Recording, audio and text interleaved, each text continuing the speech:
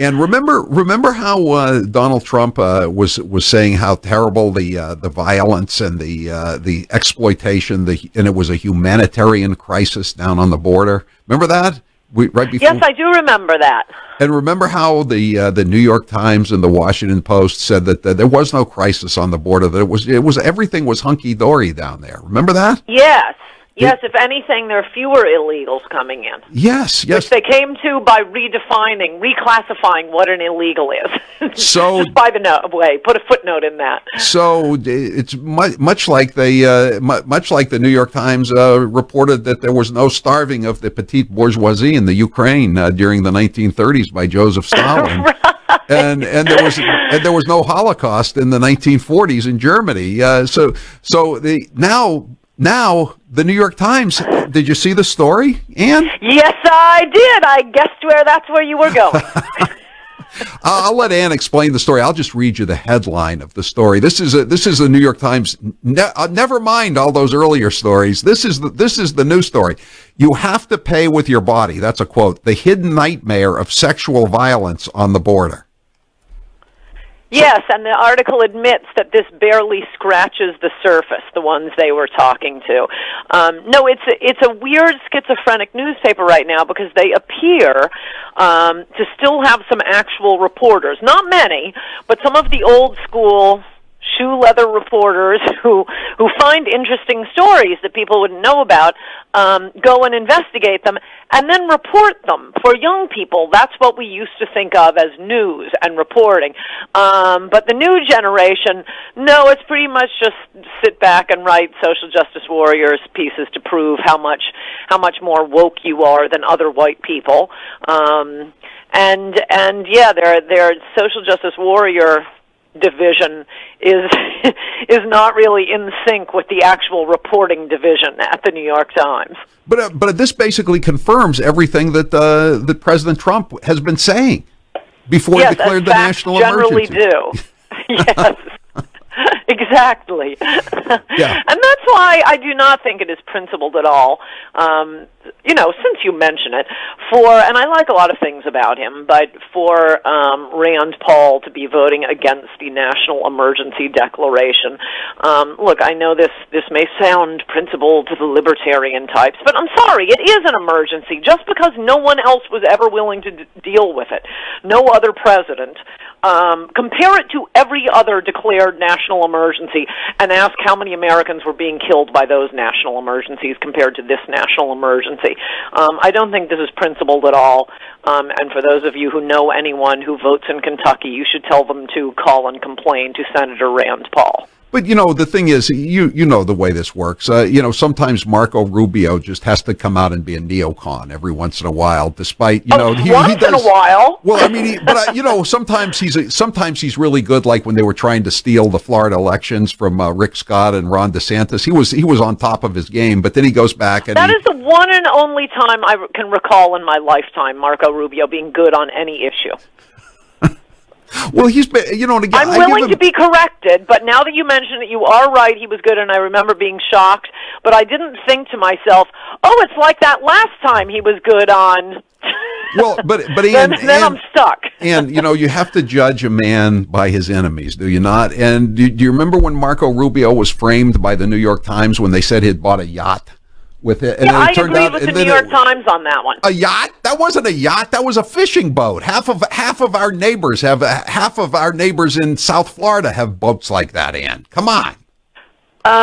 If they used the word yacht, perhaps that was incorrect. But the substance of the article was that he was an absolutely ridiculous spendthrift. Yeah. Well, I mean, who isn't, though, really? I mean, come on, Ann. You and I aren't. Do you spend more money than you have? No, I don't. No, I don't. He was spending a lot more money than he had. It was embarrassing for someone who expected to be president of the United States.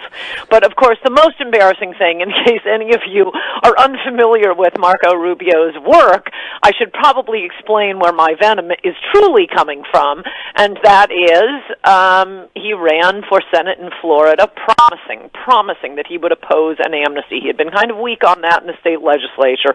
I obviously spend a lot of time in Florida, know a lot of people, a lot of the talk radio hosts. Our friend Joyce Kaufman got him to swear on his mother's life, because he ran as a Tea Party candidate, but in order to get the Tea Party conservatives, the people who really fought for him to win, he had to swear he would not support an amnesty, he would oppose it, and so on and so forth. He gets to Washington. What's his first bill? Amnesty! Yeah. But like I said, but all of them have weak points. Like in Rand Paul's case, more than a weak point. In Rand Paul's case, he likes to be this constitutional scholar, and like you say, it's a way to throw an olive branch to the libertarians. The nut libertarians. Yeah, the nut libertarians. Not the serious libertarians. Yes. Well, the thing is, Reed. The pot question seems to be on the verge of victory. So the libertarians need a new issue now that they could get stoned all day and just drive to the marijuana shops in half the states, and in a couple of years it'll be all the states. You know that. Well, I'm glad you mentioned that. I may write about it this week. I'm reading this fantastic book by a New York Times reporter, Alex Berenson, on the truth about marijuana, and I recommend right now, you won't even have to read my column, I don't know, this week or next week, I haven't decided. It's called Tell Your Children, and oh my gosh, Howie Carr. I mean, doctor friends, I know a lot of doctors. They've been telling me this for years, sending me, JAMA studies and so on. And I told some of them to get it too. This book is stunning. It is such a scam. This is all, well, I'll say more about it. But for one thing, your odds of developing schizophrenia quadrupled if you smoke pot, basically before the age of 30. Yeah. No, I mean, not that many people will get schizophrenia, but at least with a lot of other things, say smoking cigarettes. Okay, you increase your risk of lung cancer. What does that mean? It means you're incredibly productive for like 50, 60 years. At a relatively old age, you get lung cancer, you die in 6 months. Okay, everybody's sad, but you don't cost the government anything. You certainly do not kill your entire family with a hammer. That's the difference. Hey, listen, Ann, I get in big debates all the time about marijuana on this show. I mean, because we have a libertarian pro-pot, generally a heavily pro-pot audience, and they say, you want the government out of every other form of your life, but you want to keep us from having marijuana. I don't want to stop if people want to smoke marijuana, they go ahead. It's a free country, but I don't think we should make it as available as it's becoming now. That's the problem. I mean, we've done with gambling. We've done it with gambling, Ann, and it has not. That's a huge mistake. Yeah, it was a huge mistake, and you by could the see way, it coming. Wait, there are two errors in what you said. No, one isn't an error. I just wanted to point out, this image of like the laid back, Grateful Dead attending pot smoker. Oh, they're so peaceful, so easygoing. Oh my gosh, you say one critical word about pot. Both of us are going to be overwhelmed with people denouncing us. No, this is all about money. People want to make money. The pot industry, they're set to make a lot of money. But in your description of your position just there, you began with the statement, we're a free country. I would like to put a 70-page footnote on that. Oh, no, we're not. No, we're not. When they become retarded, and you do become retarded even if you're not schizophrenic. Please don't use that word, Ann. Please. It's one of my favorites. From smoking pot and are unable to hold a job or a decent paying job. No, Ann, Howie, and your listeners right now will be covering your health care, your food, your housing. No. As long as I have to pay for these slackers I make that same point, Ann. If we didn't have a welfare state, I'd be a lot more inclined to say, go ahead, legalize it, put it on every street corner, But you're right. I mean, once somebody decides to become a couch potato, and you can't tell me that there isn't a certain percentage of people who get into marijuana, especially now, it's a lot more powerful. Oh yeah, a lot more potent than it used to be. They're just gonna take to their couch, and you're right. They're gonna become burdens, more wards of the state. We're supporting 50 million wards of the state now, and 10, 20 million of them aren't even U.S. citizens. They're in the country illegally. I don't need any more people leeching off me. Dependents, Yes, right. Exactly. Right, especially since I don't get to write them off my taxes.